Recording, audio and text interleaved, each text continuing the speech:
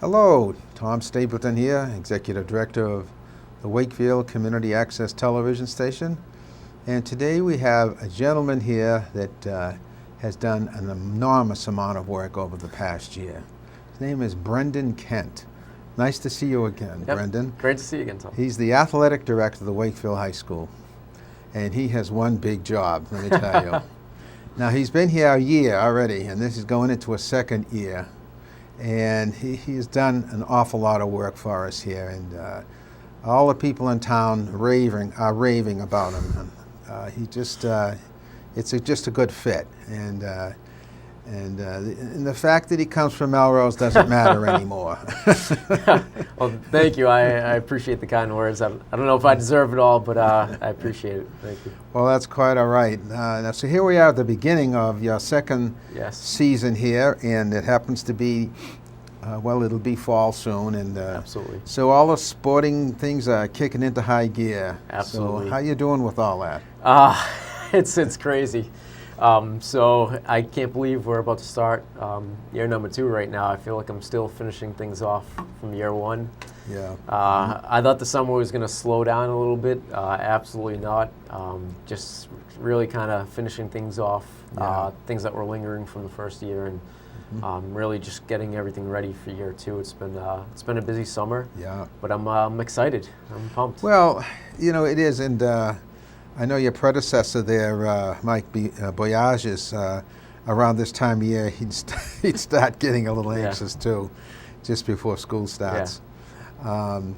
But apparently the fields have been used quite a bit this summer with different camps and so on like that. Did you have anything to do with that? Do you have to arrange all that? So I worked with a lot of our coaches. One thing that I'm really trying to do as the athletic director and director of health and wellness is create opportunities to kind of bridge the gap between our youth programs and our high school programs.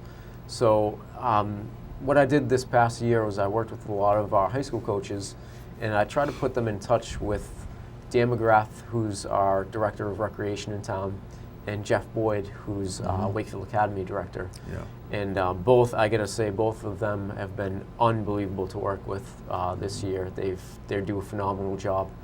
So what we did was over the summer create some different sports programs, clinics, camps, whatever you want to call it, for middle school age kids that were run by some of our high school coaches. Yeah.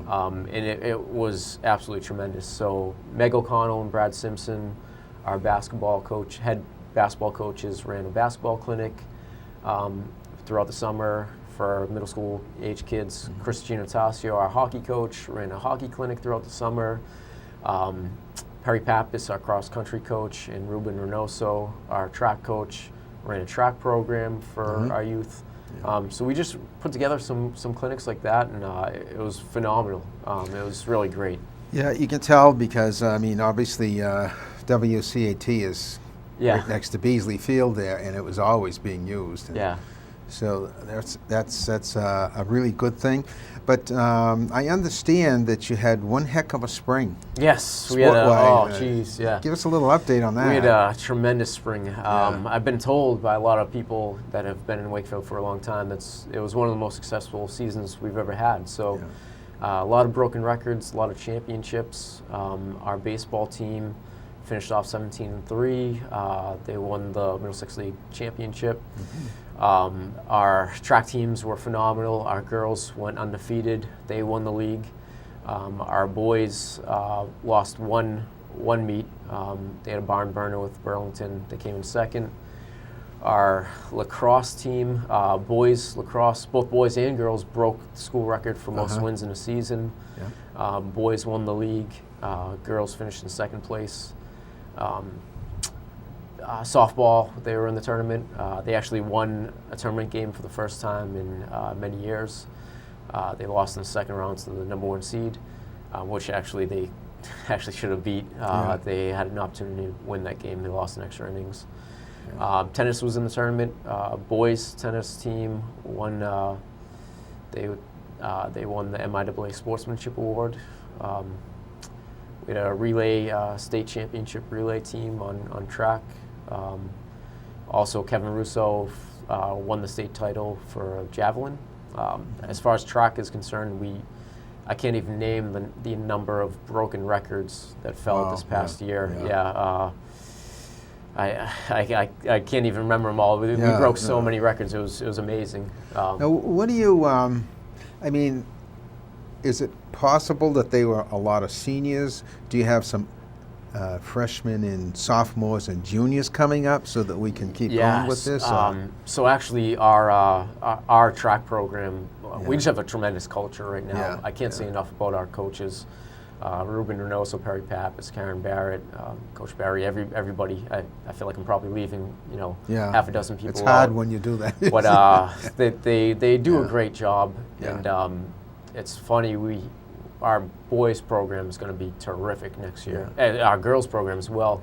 We sent 5 kids to nationals, and I think 4 out of the 5 were underclassmen. So we're going to be really solid again next year. So. Well, that's good to hear, because I know the seniors are great and everything, but when they leave, it's almost like you have to start rebuilding again. But it almost looks like you're rebuilding from freshmen on up. Yeah, so exactly. You keep it going that way. It helps. Coach Perry Pappas, he coaches 3 seasons, fall cross country, then indoor and outdoor. And it definitely helps. I got to say, he's a teacher in the middle school, and he's a well-respected teacher. So I think a lot of the kids and parents see him in the middle school, and they say, that's the kind of person that I want my kids around. They go out cross country. They, even if they're not superstars, they have a really enjoyable time, and then they get to meet the other coaches who are also all terrific, and they just want to compete for them. And those are the coaches that I want coaching our kids. So yeah. Now, is this the second year now for the football coach, the head football coach? Yes, Coach Cummings. Yep. Yes. Yep. Second year. How does that look like? So they had a down year this year, but it was tough. The league's always super competitive, the Middlesex League. It's going to be very competitive again next year, and obviously, whenever you go into that transition, it's always tough to take over, especially for somebody like Mike Boyages, who had been here for over 20 years. It's always a learning curve. But I know a lot of the kids coming back to the team this year. I expect really big things out of them. They have some great kids.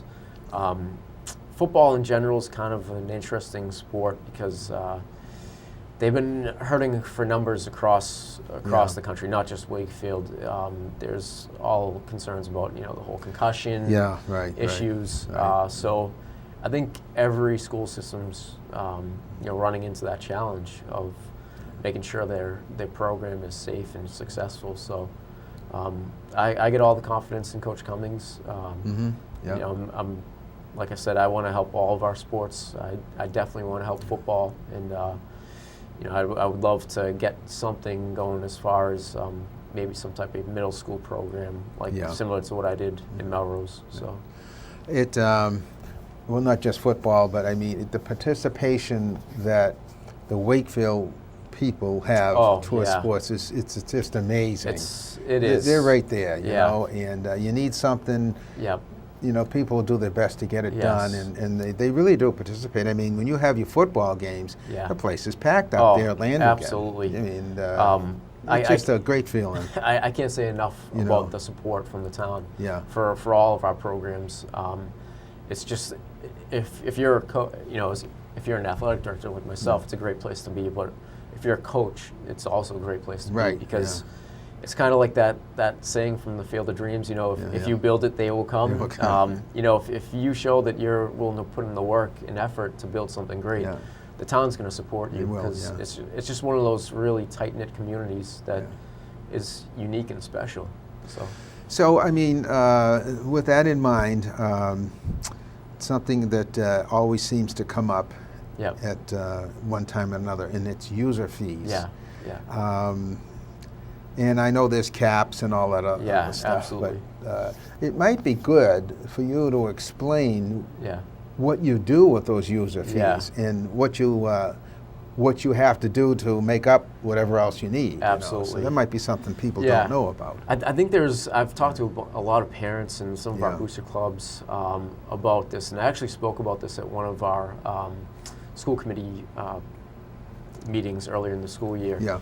I think there's a big misconception with user fees. A lot of people sit there and they say, paying all this money, where does this money go? Right. So what it does not cover salaries. So it doesn't cover my salary, it doesn't cover any of the coaches' salaries. All the salaries are determined through the teacher's contract, which is all public information. Right. So if you look in the contract, which you can look up online, it'll list all the coaches' salaries. And so all that is determined through the teachers union and the school committee and our superintendent. So user fees, they don't cover that. The only salary they do cover is our athletic trainer's salary. Yeah. That's the only thing they do cover. As far as where the user fees go, it covers everything other than salaries. So when you think about any jerseys, any equipment, officials for games, the big one, the one that's really killing us right now is transportation. Yeah. Bus rates have gone up every year the past 3 years. They went up last year from $55 to $65, and now next year it's going to be $75 an hour. It's an hour? Yeah, Oh. $75 an hour with a 4-hour minimum. So you do the math. That's a lot of money, and if you come out here in the springtime or fall or even the winter, you'll see 4 or 5 buses every day picking up our teams to take them to away games. So that the transportation is just it's just one thing that I'm working with our business manager right now, Mike Piffling, on ways how we can potentially alleviate this, because that's eating up a huge chunk of our budget. And when you think of what's really important, obviously transportation is important, but you'd like that money to go to other things. So this past year we got creative as far as shuttling teams back and forth. Like if we got a 4 o'clock JV game and a 6 o'clock varsity game, have that bus take the JV over, come back at the varsity, take them over. Oh yeah. That's not really ideal because some coaches don't always like that, because sometimes they'll go over to drop the JV off and they're late to come back to get the varsity, or they get lost. But the transportation's a real killer. Other things that it pays for is facility usage. So we're blessed; we have so many great facilities here, but there are a lot of programs that we have to pay for rentals. So the big one is obviously hockey. Hockey ice time is really tough. It's extremely expensive. Last year we were paying $265 an hour for ice time. Again, that's all user fees that pays for that. Pool time, obviously we don't have our own pool, so we're paying to rent pool facilities. Golf, we have to pay to use the golf courses around here. So it's a lot of money. Yeah, it's a lot of money. You could go on, I'm sure, about that. Yeah, but, absolutely. No, I mean, this is in the future, but at the last selectman meeting, our town administrator had asked the selectmen to vote on a proposition to see about an ice skating rink. That would be unbelievable. Wouldn't that be amazing? Yes. I mean, I know it's in the early stages, but that would be just that would be amazing, that'd be exciting. I know there's probably people out there that don't have a kid involved with hockey, and they're saying, why are we spending all this money? But how our athletic budget works is the money we bring in pays for all of our programs. And right now there's a lot of money going out to pay for hockey. So it's unfortunate, but I don't want our hockey kids to be penalized, because right now they're getting the least amount as far as what we're giving them. And they're actually paying twice the user fees. If we had our own rink, we obviously wouldn't be paying for ice time, but we could in turn host tournaments, tournament games. An income-producing facility. It would actually bring in money not only to our hockey program, but it would bring in money that would also get dispersed to all of our other programs. So you think about football, you talked about the stands are packed. Everybody's paying a ticket to get in. That money doesn't just go back to football. That money goes back to soccer, cross country, basketball. Spread out, The same could be done with hockey if we had our own rink. We don't have our own rink right now, so we're not able to do that. So it could be a moneymaker for all of our other programs. Well, it's a little early. It's a little down early, the yep. road, but it's I'm keeping my fingers crossed. It's exciting. Yeah. I don't blame you. Too. Who knows? Maybe we'll be able to get rid of user fees if we have our own rink. Yeah, that's true. You know, Yeah, so. yeah. Now let's change the subject a little bit here. I know you've been working hard on this project, and it's fairly new. It's called the Game Change. Yes. Yeah. Can you give us a little update on that? Absolutely. Yeah. So this is great stuff. So a lot of people probably don't know about it because we haven't really dove all the way into it yet. But last fall, some people might have saw in the news that Robert Kraft, the owner of the New England Patriots, donated $500,000 to the state to develop some type of anti-violence program in schools. Yeah. And so the Attorney General's office matched him, and together they had a partnership called Game Change. And it's an anti-violence program in which they're trying to obviously prevent violence within our schools.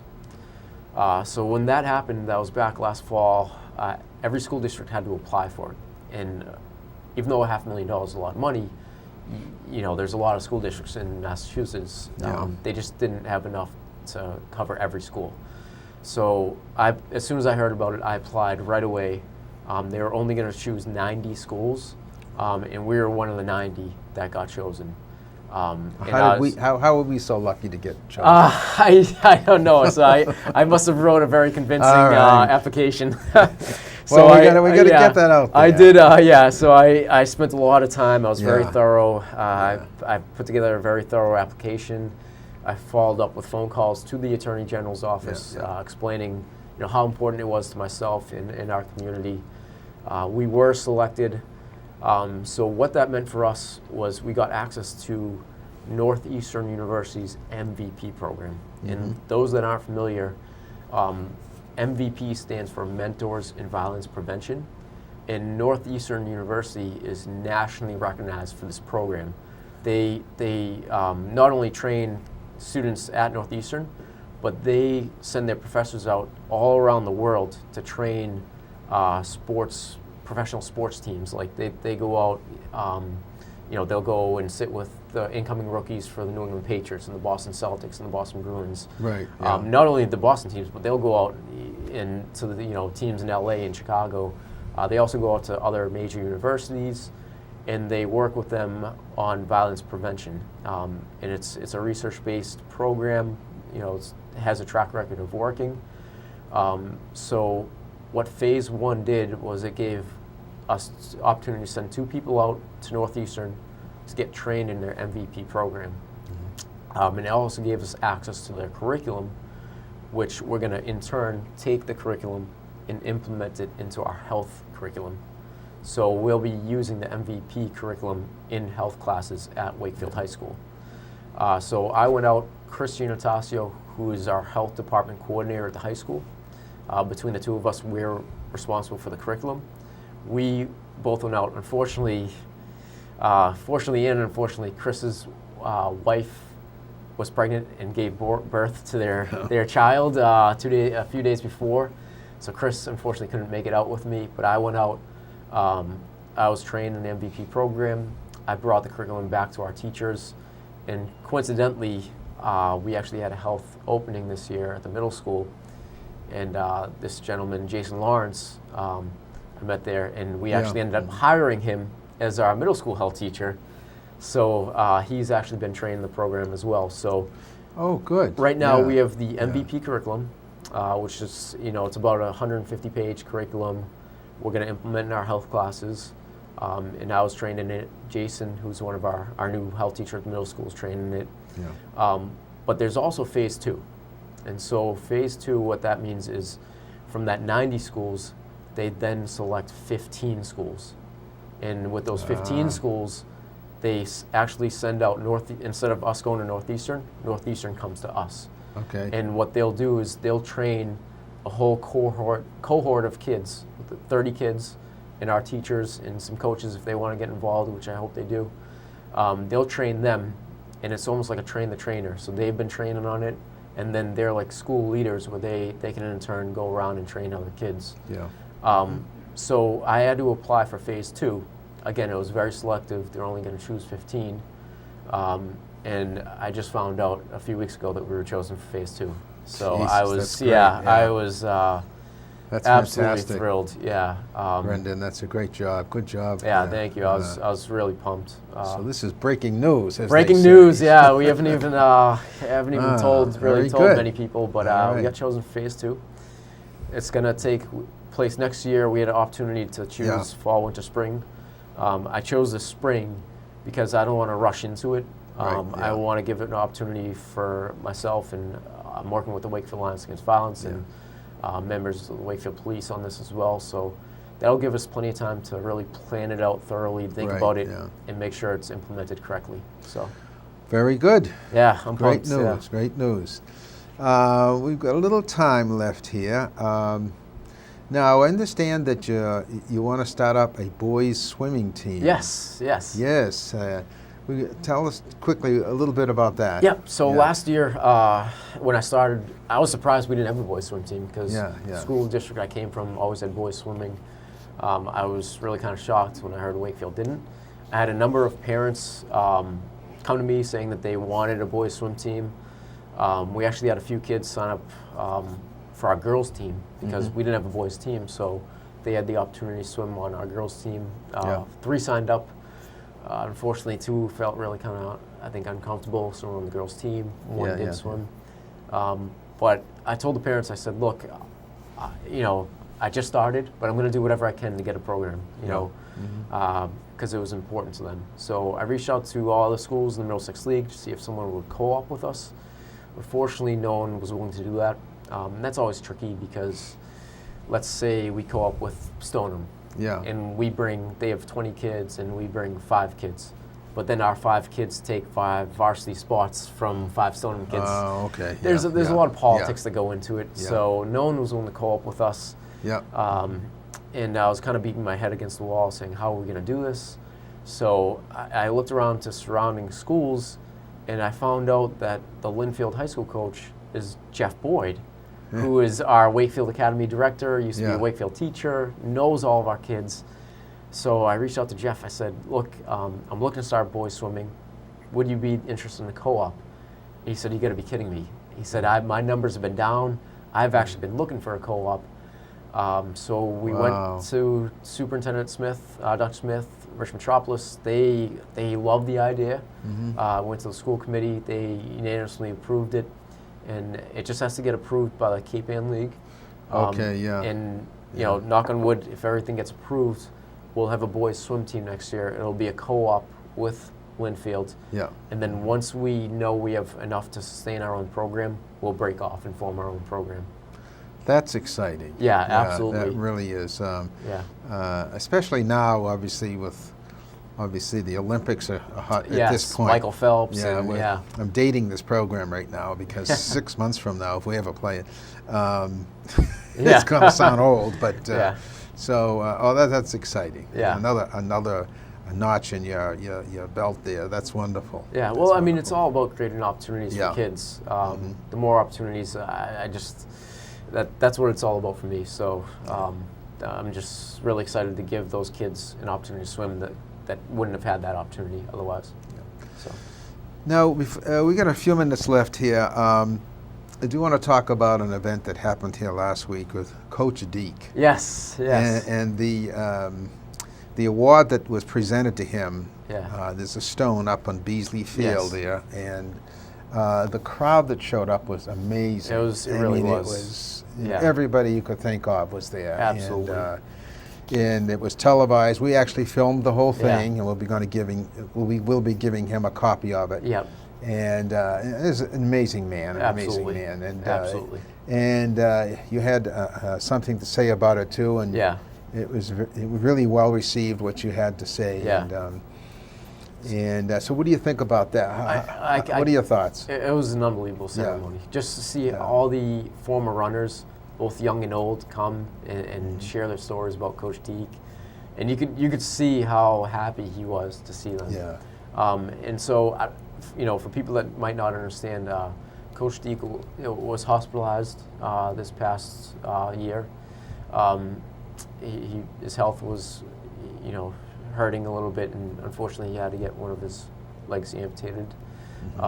So from my standpoint, I have to admit, when I came in, I knew how strong our cross-country program was. And my first meet, I'm there and I'm talking to some parents and I'm saying, wow, you know, Perry Pappas and Karen Barrett have done a phenomenal job. Yeah. And one of the parents stepped up and said, yeah, but you got to look into Coach John DiComandria and see what he did. He was a legend. Yeah. So I looked at, you know, into the records, and I couldn't believe all the championships, everything that he did, over 400 career wins, just unbelievable. The accomplishments throughout the years, close to 50 years as the head coach here. Yeah. So a few months go by, he gets sick, and I can't tell you how many people called up, you know, asking about him, and everybody had their story to tell about how he personally touched them in their life and what he personally did to help them, not only in athletics but in life. And then a number of alumni started contacting the school, saying, "Look, we really want to do something special for Coach Deke. Yeah. You know, he's in a wheelchair, and you know, we want to do something great and give something back to him for everything that he's given Wakefield."